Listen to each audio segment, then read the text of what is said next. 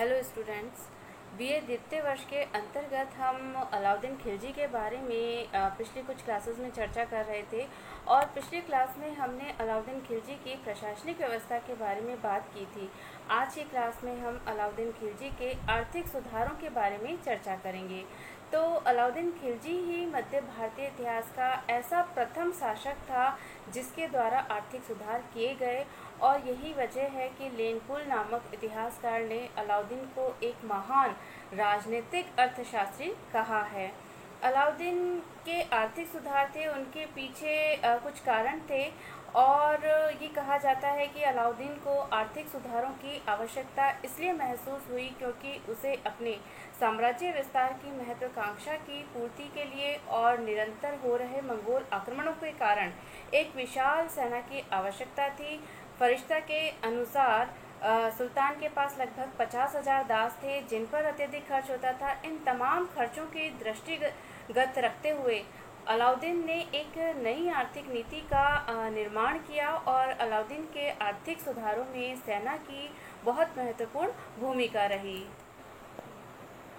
सबसे पहले हम बात करते हैं अलाउद्दीन खिलजी के राजस्व सुधारों के बारे में और इसके अंतर्गत हम बात करते हैं उसके भू राजस्व सुधारों की। तो अलाउद्दीन खिलजी के जो भू राजस्व सुधार थे उनका जो विस्तृत वर्णन हमें मिलता है वो जियाउद्दीन वर्गीकृत तारीख़े फिरोजशाही में मिलता है। और अलाउद्दीन खिलजी के भू राजस्व सुधारों का जो प्रमुख उद्देश्य था वो राज्य की आय में अधिकाधिक वृद्धि करना था, ना कि किसानों को लाभ पहुंचाना था। अलाउद्दीन खिलजी ऐसा प्रथम दिल्ली सुल्तान था जिसके द्वारा भू राजस्व व्यवस्था में अनेक सुधार लागू करके उसका वैज्ञानिक प्रणाली पर पुनर्गठन किया गया। भू राजस्व सुधारों में अलाउद्दीन खिलजी का जो प्रथम सुधार था वो था भू राजस्व अनुदानों यानी इक्तों को रद्द कर देना। बर्नी कहता है कि अलाउद्दीन खिलजी के पूर्ववर्ती मुस्लिम सुल्तानों के समय में मिल्क, वक्फ, इनाम और इदरात के रूप में जो भू राजस्व अनुदान प्रदान किए गए थे वो सबके सब अलाउद्दीन खिलजी ने रद्द कर दिए थे और उन्हें खालसा भूमि में शामिल कर लिया था। और इससे क्या हुआ कि सरकार की आय में बहुत अधिक वृद्धि हो गई। अलाउद्दीन खिलजी के भू राजस्व व्यवस्था में जो दूसरा मुख्य सुधार था वो था खूत, मुकद्दम और चौधरियों के विशेषाधिकारों को समाप्त कर देना। तो खूत, मुकद्दम और चौधरी स्थानीय जमींदार और अर्ध सरकारी भू राजस्व अधिकारी हुआ करते थे और ये अपने अपने गांव का भूमि कर वसूलते थे और सरकार को दिया करते थे और इसके एवज में उन्हें कुछ विशेषाधिकार भी मिले हुए थे, जैसे उन्हें अपनी व्यक्तिगत जमीन पर सरकार को कोई भूमि कर नहीं देना पड़ता था और सरकार को जो भूमि कर वसूल करने में वो मदद देते थे उनके एवज के रूप में उन्हें वसूल किए गए भूमि कर का कुछ प्रतिशत उनके मेहनताने के रूप में और दिया जाता था। तो इसका परिणाम ये हुआ कि यह वर्ग बड़ा संपन्न था और वैभव का जीवन व्यतीत करता था। अलाउद्दीन खिलजी द्वारा सबसे पहले इन लोगों की संपत्ति को जब्त कर लिया गया और उन्हें भूमि कर का जो भाग मेहनताने के रूप में दिया जाता था उसमें भी कमी कर दी गई और उन्हें भी साधारण किसानों की तरह अपनी व्यक्तिगत भूमि पर भूमि कर देने को विवश किया गया। भू राजस्व व्यवस्था में अलाउद्दीन खिलजी का जो तीसरा और सर्वाधिक मुख्य सुधार था वो था भूमि कर के निर्धारण के लिए पैमाइश की पद्धति, जिसे मसाहत भी कहा गया, उसे लागू करना था और यह कार्य उसके कुशल राजस्व मंत्री शरफ कायनी द्वारा किया गया और उन्होंने बहुत वर्षों की मेहनत के पश्चात इसे किया। और इसके अंतर्गत पहले कृषि भूमि की माप की गई और उसके पश्चात भूमि की अनुमानित उपज के आधार पर भूमि कर निर्धारित किया गया। अलाउद्दीन से पहले के जो सुल्तान थे उस समय भूमि कर की जो दर हुआ करती थी वो कुल उपज का 1/3 भाग थी, लेकिन अलाउद्दीन ने उसे बढ़ा दिया और उपज का 50% अथवा आधा कर दिया, और जो वास्तव में ही बहुत अधिक था। और भूमि कर जो था वो अनाज के रूप में वसूल किया जाता था, लेकिन जल्दी खराब होने वाली फसलें जैसे सब्जियां वगैरह थी उन पर भूमि कर नकदी के रूप में लिया जाता था। इस विभाग का पुनर्गठन किया गया और ये दीवाने मुस्तखराज कहलाता था। इसका जो मुख्य कार्य था वो था राजस्व अधिकारियों के हिसाब किताब की जांच करना और यदि वे बेईमानी करते पाए जाते थे तो उन्हें कठोर दंड दिया जाता था।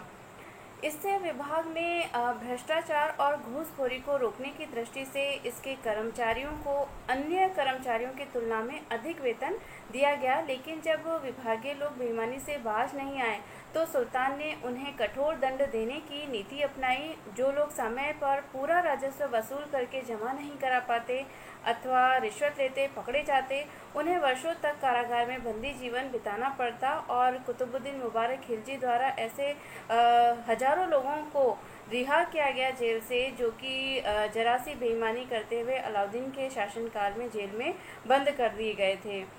अलाउद्दीन खिलजी की भू राजस्व व्यवस्था से राज्य को बहुत अधिक लाभ हुआ, लेकिन जन साधारण पर इसका बहुत बुरा प्रभाव हमें दिखाई देता है। किसानों की दरिद्रता इससे बहुत अधिक बढ़ गई और उपज का 50% भाग खिराज के रूप में देने और अन्य कर देने से उनकी स्थिति बहुत ही खराब हो गई और इसी प्रकार जमींदार वर्ग भी निर्धन हो गया। और अलाउद्दीन ने अपनी राजस्व नीति के परिणाम स्वरूप किसी के पास इतना धन छोड़ा ही नहीं कि जिससे वो अहंकारी बन सके अथवा षड्यंत्रकारी कार्यों में भाग ले सके, और यह एक अलाउद्दीन की बहुत बड़ी उपलब्धि थी। भूमि कर के अलावा और भी बहुत सारे कर जनता पर अलाउद्दीन द्वारा लगाए गए, और बर्नी ने चराई कर जो दुधारू पशुओं पर लगाया जाता था और घरी कर जो घरों और झोपड़ी पर लगाया जाता था नामक 2 और करों का उल्लेख किया है। और अलाउद्दीन खिलजी द्वारा ये जो कर थे वो किसानों पर लगाए गए थे। हिंदुओं पर जजिया कर के अलावा सिंचाई कर और आयात निर्यात कर भी वसूले जाते थे, और नए करों के परिणाम स्वरूप किसानों को अपनी आय का लगभग 75% भाग सरकार को करों के रूप में चुकाना पड़ता था। और इसका परिणाम ये हुआ कि उनकी आर्थिक स्थिति बहुत दयनीय हो गई, और संयोगवश जो लगान वसूल करने वाले वंशानुगत पदाधिकारी थे और किसानों का जो अधिकांश वर्ग था वो हिंदू था, तो इस आधार पर सुल्तान पर यह आरोप भी लगाया जाता है कि उसके जो राजस्व सुधार थे उनका मुख्य उद्देश्य हिंदुओं को कुचलना था।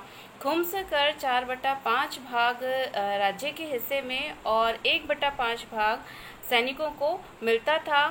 ज़कात केवल मुसलमानों से लिया जाने वाला एक धार्मिक कर था और ये संपत्ति का 40वां हिस्सा होता था। भू राजस्व सुधारों के अतिरिक्त अलाउद्दीन खिलजी द्वारा जो अन्य महत्वपूर्ण आर्थिक सुधार किया गया वो थी उसकी बाजार नियंत्रण व्यवस्था। और अलाउद्दीन द्वारा जो स्थापित बाजार नियंत्रण व्यवस्था थी उसका महत्वपूर्ण उद्देश्य जो था वो था विशाल सेना के सैनिकों को उचित कीमत पर वस्तुएं उपलब्ध कराना, क्योंकि विशाल सेना के कारण राजकोष पर बहुत दबाव था और सैनिकों को कम वेतन दिया जाता था। तो अलाउद्दीन का ये मानना था कि कम वेतन में भी जो सैनिक हैं वो अपना जीवन यापन अच्छे से कर सकें या ढंग से कर सकें, और इसीलिए उसने इस बाजार नियंत्रण व्यवस्था की स्थापना की। अमीर खुसरो जैसे अनेक विद्वानों द्वारा बाजार नियंत्रण का उद्देश्य जनता को राहत पहुंचाना भी बताया गया है, लेकिन अलाउद्दीन जैसे निरंकुश शासक द्वारा जन कल्याण की अपेक्षा राजनीतिक उद्देश्यों की प्राप्ति का उद्देश्य अधिक सही प्रतीत होता है। बाजार नियंत्रण व्यवस्था से संबंधित एक प्रश्न बहुत विवादास्पद माना जाता है कि उसकी जो ये बाजार नियंत्रण प्रणाली थी वो केवल दिल्ली में ही लागू की गई थी या दिल्ली के बाहर सल्तनत के अन्य भागों में भी इसे लागू किया गया था। तो बर्नी ने इसके बारे में स्पष्ट रूप से कहीं नहीं लिखा है, लेकिन बर्नी के बाजार नियंत्रण प्रणाली से संबंधित जो कथन हमें मिलते हैं उनसे यह स्पष्ट हो जाता है कि संभवतः अलाउद्दीन खिलजी द्वारा इस प्रणाली को केवल दिल्ली में ही लागू किया गया था, जैसे बर्नी ने अलाउद्दीन खिलजी द्वारा दिल्ली में ही अलग अलग चीज़ों के विक्रय के लिए बाजार स्थापित करने का उल्लेख किया है। दिल्ली के बाहर उसने इस प्रकार की किसी व्यवस्था का उल्लेख नहीं किया है। बर्नी ने लिखा है कि दिल्ली में वस्तुओं के दाम बहुत कम और दिल्ली से बाहर बहुत अधिक थे, इसलिए लोगों ने बाहर से आकर दिल्ली में बसना शुरू कर दिया। बर्नी का ये भी कहना है कि दिल्ली में कपड़ा इतना सस्ता सस्ता और बाहर इतना महंगा था कि लोग दिल्ली से बाहर ले जाकर उसे महंगे दामों पर बेचते थे। अलाउद्दीन खिलजी द्वारा सभी मुख्य मुख्य चीज़ों के क्रय विक्रय हेतु दिल्ली में अलग अलग बाजार बना दिए गए, जैसे अनाज मंडी, कपड़ा बाजार, दासों का बाजार, जानवरों का बाजार, घोड़ों का बाजार आदि। और उसने इन बाजारों में व्यापारियों को दुकानें बनाकर दे दी। अलाउद्दीन ने बाजार नियंत्रण व्यवस्था को सफल बनाने के उद्देश्य से 4 महत्वपूर्ण कार्य किए: वस्तुओं के मूल्यों का निर्धारण, वस्तुओं की पूर्ति की व्यवस्था, वस्तुओं का उचित वितरण और बाजारों का प्रबंध। तो भूमि कर बढ़ाकर और अन्य तरीकों से हालांकि अलाउद्दीन द्वारा अपनी आय में पर्याप्त वृद्धि कर ली गई थी, लेकिन वो विशाल सेना के रखरखाव करने में सक्षम नहीं थी और इसीलिए अलाउद्दीन ने वस्तुओं के मूल्यों में कमी करने और मूल्य निर्धारण करने का निर्णय किया। उसने उन वस्तुओं की सूची बनवाई जिनकी आवश्यकता सैनिकों और आमजन को दैनिक जीवन में पड़ती थी, और यह सूची बहुत ही सावधानी से तैयार की गई थी और इसमें सैनिकों के प्रयोग की छोटी से छोटी वस्तु भी शामिल थी। इन वस्तुओं की विस्तृत सूची बर्नी द्वारा अपनी तारीख फिरोजशाही में दी गई, जैसे गेहूँ 7.5 जीतल प्रति मन, चावल 5 जीतल प्रति मन, चना 5 जीतल प्रति मन आदि।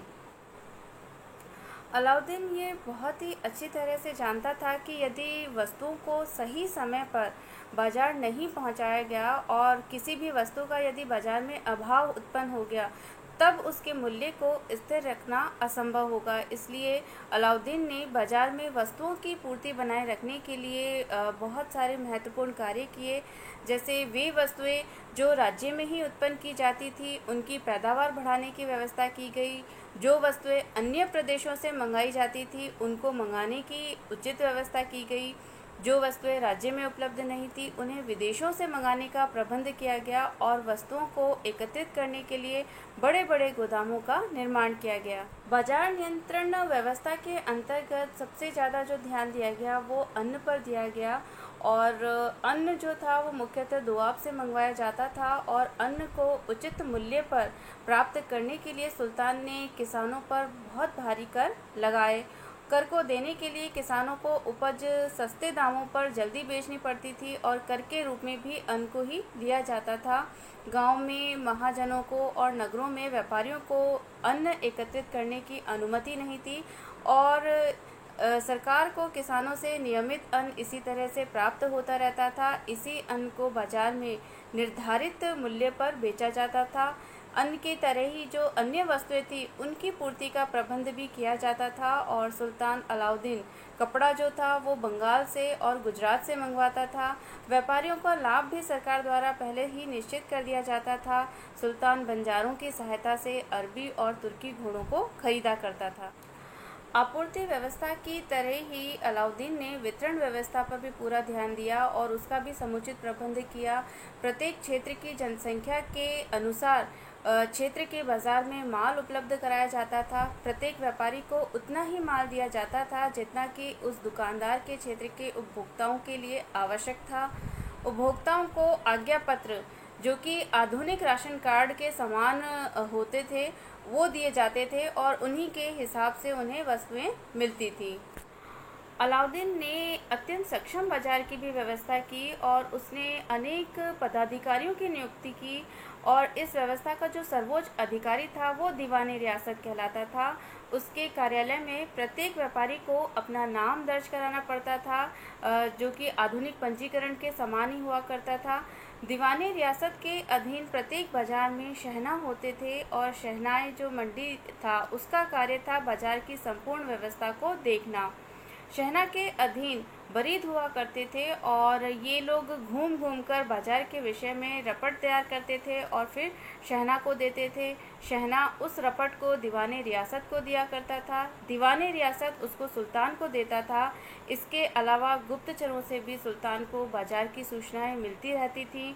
कभी कभी अलाउद्दीन खिलजी दासों के बच्चों को भी कुछ पैसा देकर बाजार से वस्तुएं खरीद कर मंगवा लेता था और यदि उसमें किसी भी प्रकार की कोई बेईमानी पाई जाती थी तो उस व्यापारी के साथ साथ उस बाजार के शहना को भी अलाउद्दीन कड़ा दंड देता था। गलत सूचना देने पर कठोर दंड दिया जाता था।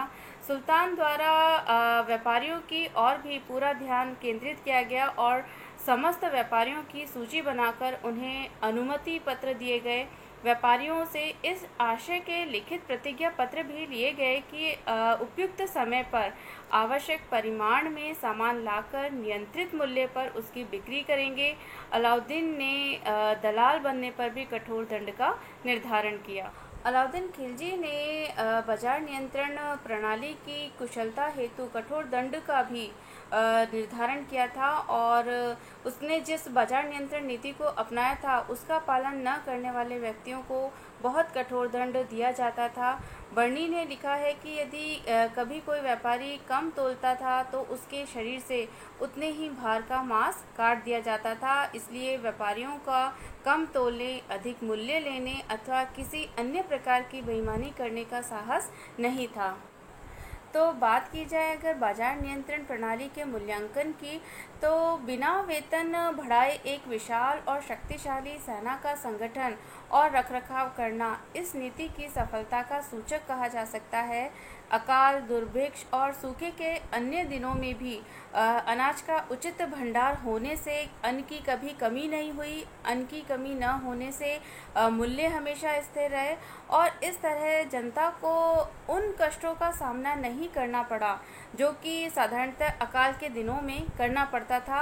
मूल्यों में कमी होने की वजह से गरीब वर्ग को भी लाभ हुआ। अमीरों, जमींदारों और बड़े व्यापारियों की शक्ति पर अंकुश लग गया और अब वे विलासी जीवन व्यतीत नहीं कर सकते थे और इस तरह से कठोर नीति अपनाने के कारण भ्रष्टाचार भी समाप्त हो गया। अलाउद्दीन खिलजी की बाजार नियंत्रण व्यवस्था में बहुत सारे दोष भी नज़र आते हैं और बहुत सारे इतिहासकारों द्वारा इस नीति की कटु आलोचना भी की गई है। इससे किसानों की जो स्थिति थी वो शोचनीय हो गई थी। करों के भार से उनकी दशा पहले ही विशेष अच्छी नहीं थी और अब सस्ते मूल्य पर बेचने से उनकी स्थिति पहले से भी अधिक खराब हो गई। और अधिकांश जो किसान थे वो हिंदू थे, इसलिए हिंदुओं का जीवन निर्वाह करना कठिन हो गया और इस नीति से व्यापार को बहुत अधिक हानि हुई क्योंकि व्यापारियों के लिए लाभ का अंश थोड़ा होता था, इसलिए व्यापार करने में कोई प्रोत्साहित करने वाला तत्व नहीं रहा। कठोर दंड नीति के कारण भी लोग व्यापार करने से घबराने लगे। छोटे छोटे अपराध के लिए कठोर दंड दिए जाते थे। इसके अलावा व्यापारियों को अपने बीवी बच्चों को दिल्ली में रखना आवश्यक था ताकि व्यापारी सरकार के साथ धोखा ना कर सके। धोखा करने पर व्यापारी के परिवार को भी कठोर दंड दिया जाता था। बाजार नियंत्रण प्रणाली का जो अन्य दोष हमें दिखाई देता है वो ये था कि इसने व्यापारिक प्रतिस्पर्धा को समाप्त कर दिया और इस प्रकार सुल्तान की जो बाजार नियंत्रण नीति थी उससे प्रत्येक वर्ग, चाहे किसान, व्यापारी, हिंदू, जमींदार कोई भी क्यों ना हो, वो असंतुष्ट था और धीरे धीरे प्रजा में असंतोष बढ़ने लगा। अलाउद्दीन की जो बाजार नियंत्रण नीति थी उसकी कमजोरी यह थी कि ये बहुत ही जटिल प्रणाली थी, लेकिन फिर भी अलाउद्दीन खिलजी की मृत्यु तक ये जो प्रणाली थी वो सुचारू रूप से चलती रही और जिस उद्देश्य के लिए अलाउद्दीन खिलजी ने इसे लागू किया था उसमें वह पूर्ण रूप से सफल भी रहा। और अलाउद्दीन खिलजी की मृत्यु के बाद उसके पुत्र मुबारक शाह खिलजी ने इस प्रणाली को बंद कर दिया। जलोदर रोग से ग्रसित अलाउद्दीन का जो अंतिम समय था वो अत्यंत कठिनाई में व्यतीत हुआ और जनवरी 1316 में वह मृत्यु को प्राप्त हुआ। अलाउद्दीन के दरबार में अमीर खुसरो और हसन निजामी जैसे उच्च कोटि के विद्वानों को संरक्षण प्राप्त था। अलाउद्दीन खिलजी ने दिल्ली के पास शीरी के नाम से एक नया नगर बसाया था और उसके द्वारा बनाया गया अलाई दरवाज़ा प्रारंभिक तुर्की कला का एक श्रेष्ठ नमूना कहा जा सकता है। अलाउद्दीन की मृत्यु के बाद मलिक काफूर ने उसके पुत्र शहाबुद्दीन उमर को सुल्तान बनाकर सारा अधिकार अपने हाथों में सुरक्षित कर लिया और लगभग उसने 35 दिन तक सत्ता उपभोग किया और उसके बाद मलिक काफूर की हत्या अलाउद्दीन के तीसरे पुत्र मुबारक खिलजी द्वारा करवा दी गई और बाद में शहाबुद्दीन को अंधा कराकर कैद कर दिया गया। अप्रैल 1316 में मुबारक कुतुबुद्दीन मुबारक खिलजी के नाम से दिल्ली के सिंहासन पर बैठा। मुबारक के वजीर खुसरो शाह ने अप्रैल 1320 में उसकी हत्या कर स्वयं को दिल्ली का सुल्तान घोषित किया। नसीरुद्दीन खुसरो शाह और उत्तर पश्चिम सीमांत प्रांत के गवर्नर गाजी मलिक तुगलक के बीच सितंबर 1320 में युद्ध हुआ और इसमें खुसरो शाह पराजित हुआ और इसमें इसका वध भी कर दिया गया। और 1320 में ही गाजी मलिक तुगलक गयासुद्दीन तुगलक के नाम से दिल्ली का सुल्तान बना। तो इस तरह से दिल्ली सल्तनत के अंतर्गत खिलजी वंश का जो शासन था वो समाप्त हुआ और एक नए वंश की स्थापना हुई जो इतिहास में तुगलक वंश के नाम से विख्यात हुआ।